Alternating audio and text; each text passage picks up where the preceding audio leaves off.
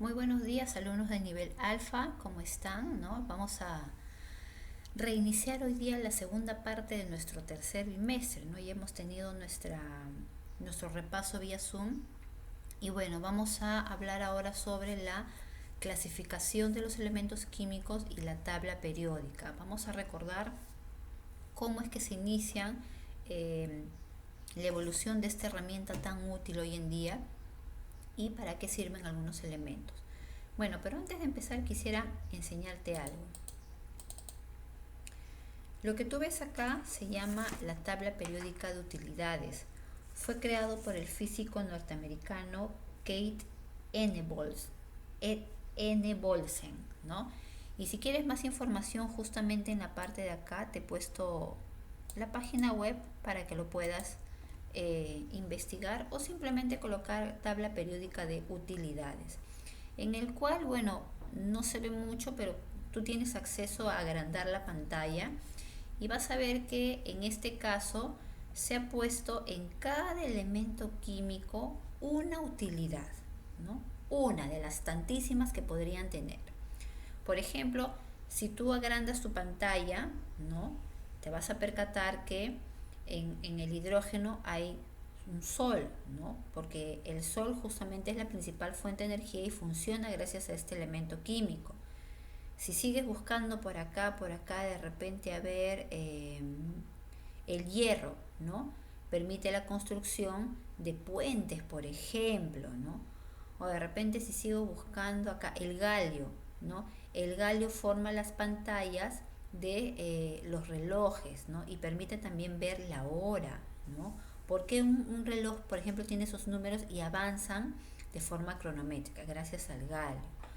A ver, otro más por aquí. A ver, un elemento que de repente ya tenemos por acá el, el afnio. Mira, el afnio se emplea en las embarcaciones submarinas, ¿no? Se fabrican submarinos, ¿no?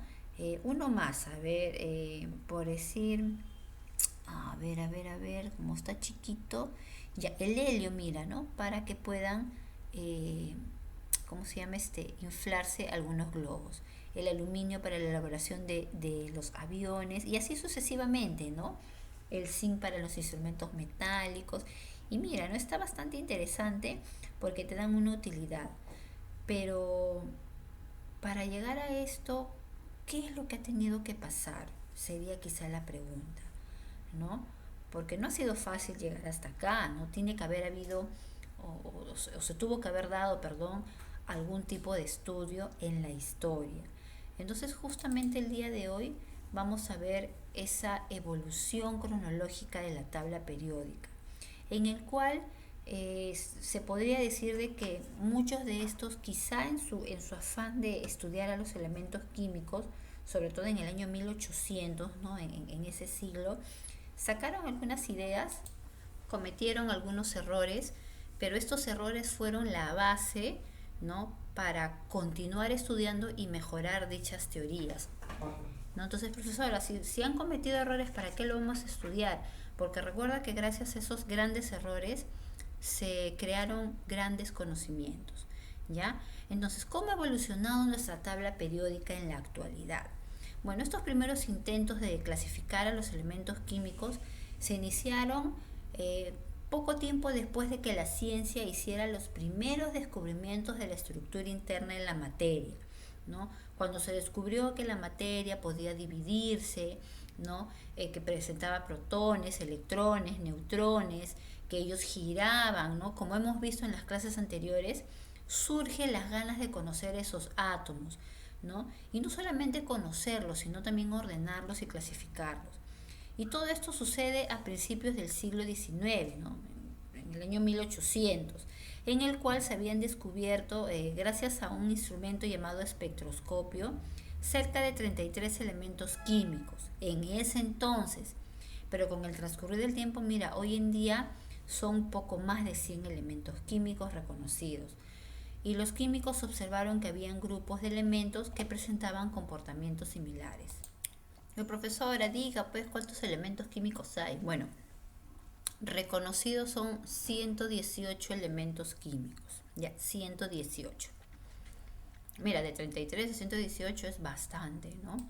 Bastante la diferencia.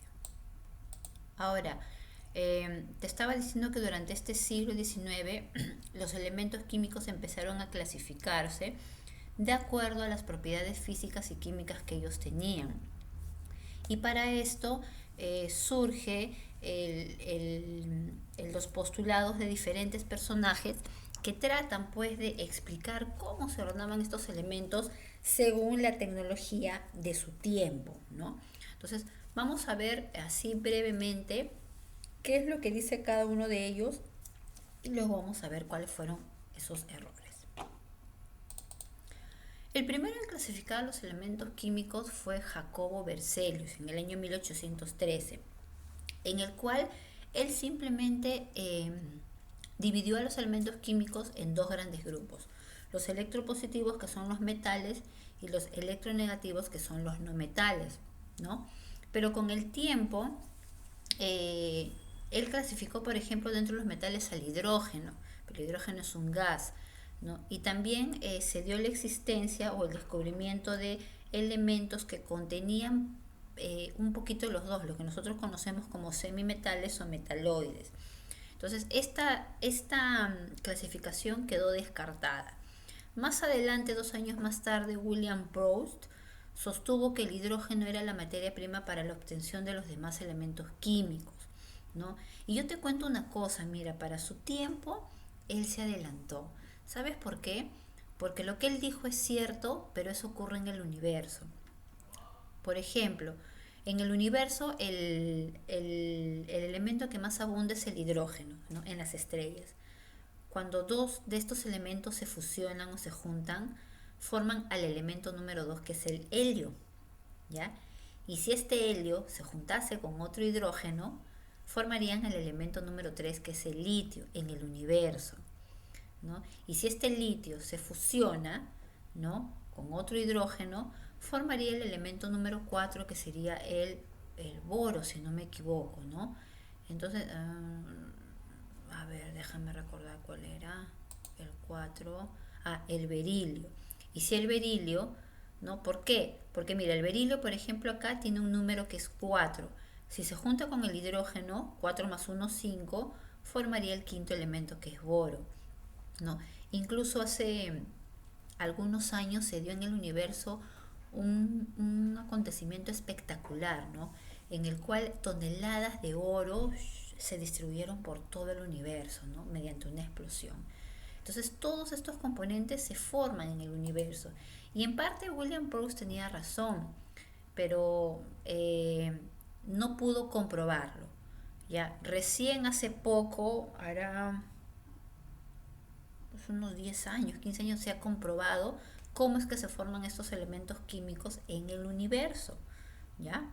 Entonces, se adelantó a su tiempo nuestro amigo William Proust. Más adelante, 2 años después, en 1817, Dobereiner establece a los elementos en triadas, es decir, que formando tres o juntando el peso atómico de dos elementos dividido entre dos, me daría el valor de un tercer elemento. Pero ¿por qué esto no sirvió? Porque en aquel entonces resultaba con los elementos del grupo unido, es decir, con esta fila y con esta fila. Pero a medida que se fueron descubriendo elementos, las triadas se pierden, ¿no? Pierden, por decir así, su valor, entonces quedó descartado. Más adelante, Alexander Chancortis, ¿no? Chancortis, en el año de 1862, ordena los elementos químicos según el orden creciente de su peso atómico. A este orden, que él dio en forma helicoidal como si fuera una espiral, lo llamó caracol telúrico. Pero por la misma razón de Dobereiner, se fueron descubriendo más elementos y su teoría también quedó descartada, ¿ya?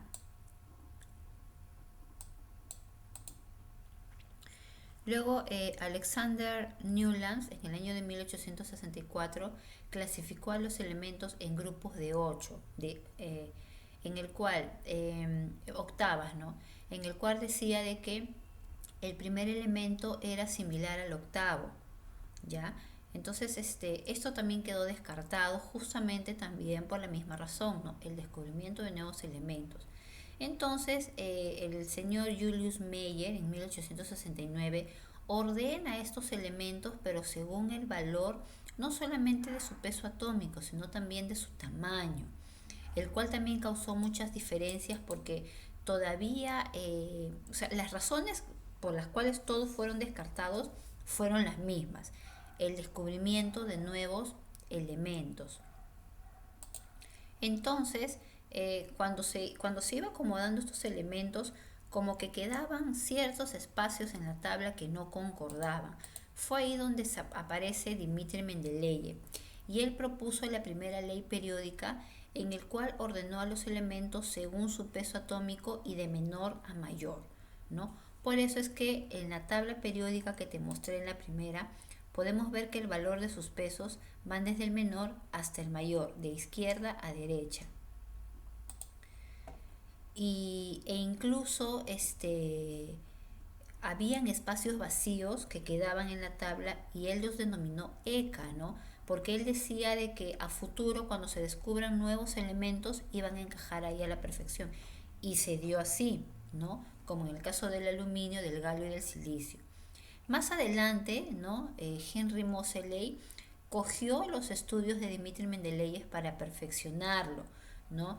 Y él concluyó de que las propiedades del elemento químico se dan en función a su número atómico. ¿Por qué? ¿Recuerdas cuando nosotros aprendimos de que en un núcleo el valor de Z es igual a los protones y es igual a los electrones? Este valor Z es el que le da las características a los átomos, ¿no? Regresando al primer cuadro, ¿por qué cada elemento presenta características diferentes? Por ejemplo, todo esto que tú ves con celeste, ¿no? Son metales. Pero ¿por qué un metal sirve para elaborar resorte, el otro para submarinos, el otro para instrumentos musicales y el otro para avión? Porque a pesar de que son metales, sus características que presentan lo difieren. ¿Y quién le da esas características al átomo? Justamente el número atómico, lo que nosotros hemos conocido como Z, ¿no? La fórmula del pez. Y se llegó a esta nueva conclusión, nuestra tabla periódica actual. Profesora, ¿quiere decir que si descubren nuevos elementos, la teoría de Mendeleev y de Moseley quedarán descartadas como las demás? Exacto, ¿no? Si se descubriesen nuevos elementos, surgirían nuevas teorías y nuestra tabla periódica tendría que ser modificada, cosa que hasta la fecha no se ha dado, ¿no? No se ha dado y ni ha sido aprobado. Entonces, en nuestra tabla periódica habíamos dicho que existen 118 elementos químicos, siendo el primero el hidrógeno, luego viene el helio, litio, berilio, boro, no se lee de izquierda a derecha. Y si te das cuenta va aumentando, ¿no? De menor a mayor, hasta llegar, ¿no? Al elemento número 18, que es justamente este que está acá. ¿No? Son elementos nuevos que ya han sido reconocidos por la IUPAC. Entonces, profesor, ¿y por qué la tabla periódica tiene colores? ¿No? Porque los colores me indican el tipo de elemento que es, ¿no? Por ejemplo, acá, eso lo vamos a ver ahorita en la clasificación, ¿ya? Ahora, ¿cómo se ha llegado a escribir estos símbolos que tú ves? ¿Quién fue el que le puso ese nombre? Bueno, te comento. Cuando una persona descubre un elemento químico, tiene la potestad de colocarle el nombre que quiere. Por ejemplo, si yo descubriría un elemento químico y lo demuestro ante la comunidad científica, yo puedo ponerle el nombre que yo quiera. Por ejemplo, mi elemento químico que se llame, por decir, Limus, ¿no? En honor a Lima, ¿no? Y que su símbolo sea LM, ¿no? Que no existe, porque LI es litio, ¿no? O de repente se me ocurrió colocarle en honor a un héroe, ¿no? Por decir, en honor a Miguel Grau, ¿no? Grausis, ¿no? o grau simplemente, ¿no? Entonces le voy a cambiar que su símbolo sea GR. O de repente se me ocurrió ponerle pues el nombre de mi mascota, ¿no? Mi mascota, por ejemplo, se llama Maki. Ah, ya, entonces MA, ¿no? Porque MA es un símbolo que no existe.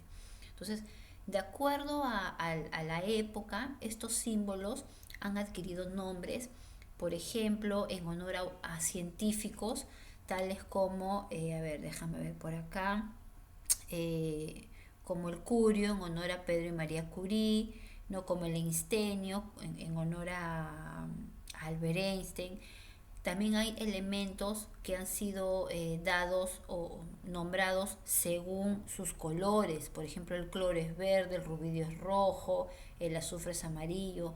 O de repente también en honor a ciudades, ¿no? Por ejemplo, Galicia por Galio, Germanio por Alemania, Francio por Francia, Europeo por Europa, en honor a astros, ¿no? Astros del natural, helio por el sol, de repente selenio por la luna, ¿no? Selenio es la luna, de repente también Urano por el planeta Uranio y así sucesivamente. Entonces, los nombres son libres de elegir de acuerdo y algunos de ellos hay un buen grupo que se nos hace un poco difícil aprendernos porque provienen de otras terminologías. ¿Cómo se escriben estos símbolos? ¿No? ¿Cómo se escribe el símbolo de un elemento químico? Bueno, si el símbolo presenta una sola letra, esta se escribe con letra inicial mayúscula. Por ejemplo, carbono es C, flúor es F, potasio es K, boro es B, hidrógeno es H, oxígeno O, azufre S y yodo es I. ¿Ya? Profesora, pero si carbono es C, flúor es F, oxígeno es O, ¿por qué potasio es K y azufre es S? ¿Por qué tienen otra letra? Ahorita te voy a explicar eso. Ahora, si es que el elemento tiene dos letras, la primera se escribe con mayúscula y la segunda con minúscula. Por ejemplo, este sería así, ¿no? Mayúscula, minúscula. Yo no puedo colocar esto, porque al colocar dos mayúsculas estoy diciendo que hay dos elementos. El primero que sería azufre y el segundo que sería yodo, ¿ya? Tampoco puedo hacer, por ejemplo, una mayúscula, pero de un tamaño más chiquito. Me dejo entender, ¿ya? Entonces hay que escribir correctamente. Tenemos acá al silicio, el cobre que es Q, al cloro que es Cl, al neón que es Ne. A ver, vamos a continuar. A plata que es Ag, a oro que es Au, a magnesio que es Mg y a calcio que es Ca, ¿no? Entonces, me estabas preguntando por qué se dan estos casos, ¿no? ¿Qué pasa? ¿Por qué algunos son iguales y otros no? Lo que pasa es que muchos elementos derivan del latín o del griego. Por ejemplo, el antimonio, su nombre es stibium, ¿no? Castellanizado antimonio, pero su origen es stibium, Sb. El azufre proviene de sulfurum, ¿no? Españolizado, castellanizado, azufre, por eso es la letra S. El cobre proviene del cuprum, ¿no? Castellanizado, cobre, y así sucesivamente. Entonces son elementos que simplemente por memoria lo vamos a aprender. Ahora, la tabla periódica se divide en metales, no metales y gases, ¿ya? Los metales son los que conducen el calor y la electricidad. Ya tenemos toda esta parte de acá específicamente. A ver, voy a sacar mi flechita. Todo esto de acá son los metales, ¿ya? Luego tenemos el grupo de los no metales. Quiere decir que son elementos que se encuentran en estado líquido o gaseoso, o sólidos, líquido y gaseoso. Y los gases nobles, ¿ya? Missy, ¿qué diferencia hay entre estos gases y los gases que nosotros conocemos? Que justamente estos gases de acá no pueden combinarse con otros elementos. Y las tierras raras, bueno, las tierras raras también es la unión de varios metales, ¿ya? No son elementos químicamente puros. Los no metales no conducen ni calor ni electricidad y los semimetales tienen la característica de ambos elementos, ¿ya? Ahora, dentro de la tabla periódica vas a ver periodos y grupos. Estos periodos van de izquierda a derecha y son 7, ¿ya? Por ejemplo, en el periodo 1 está el hidrógeno y el helio. En el periodo 2 está el litio, berilio, boro, calcio, nitrógeno, oxígeno, flúor y neón. Y así sucesivamente. Se lee de izquierda a derecha. Los grupos se leen de arriba hacia abajo, ¿no? Son 8 grupos. 8 grupos del nivel A y 8 grupos del nivel B, que lo vamos a ver en un momento. Ya, estos grupos van a formar familias químicas. Un primer grupo tenemos acá, ¿no? De arriba hacia abajo, hidrógeno, litio, sodio, potasio, rubidio, cesio, francio.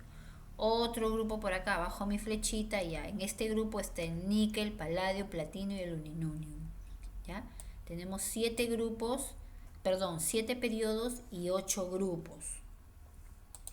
Ahora, estos grupos forman a su vez familias químicas, que son 8 del grupo A y 8 del grupo B, ¿ya? ¿Por qué se les llama así? Porque presentan características similares.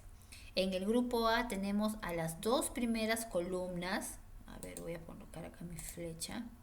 En el grupo A tenemos a las dos primeras columnas, ¿ya? La primera y la segunda. Y luego pasamos la tercera, cuarta, quinta, sexta, séptima y octava. Esas son las familias del grupo A. 8 por el grupo A, 8 familias. Y en el grupo B también hay 8, que son los que están acá en el centro. ¿Ya? Entonces tenemos el primer grupo, que es este que está acá, 1B. El segundo grupo, el tercer grupo, regreso, cuarto, quinto, sexto, séptimo y estos 3 que forman el octavo grupo, ¿ya? Ahora, según su distribución, como nosotros hicimos la distribución electrónica 1s2, 2s2, 2p6, que se no, entonces, según su distribución electrónica, los electrones o los átomos se van a dividir en 4 bloques. En el bloque S, que está acá, ¿no? Que está formado por dos familias, están todos los elementos que cuando tú los configuras terminan en S. 1S, 2S, 3S, 4S, 5S. En este morado se encuentran todos los elementos que al configurar terminan en P. P3, P4, P5, P6, P7, P8. ¿No? P6, perdón, P8 no existe, P6. En el bloque D están todos los elementos que cuando los configuras terminan en D. Puede ser de 1, de 3, de 10, ¿no? Y los que están acá abajo son todos los elementos que cuando los configuras terminan en F. 5F, 6F, ¿no? Dependiendo. Ya chicos, entonces de esa forma se clasifica nuestra tabla periódica. Ya chicos, entonces de esa forma se clasifica. Entonces, lo que yo he hecho acá es hacerte un cuadro. Estos son los esquemas que van en tu cuaderno. Acá está la fecha, donde te he puesto autor, año y enunciado, de una forma muy breve, ¿no? Ya te he dicho que si gustas lo puedes copiar o lo puedes sacar una foto. Y te he hecho acá el segundo esquema, que es la clasificación de los elementos, ¿ya? Clasificación de los elementos, ¿no? Perdón, acá sería por su naturaleza.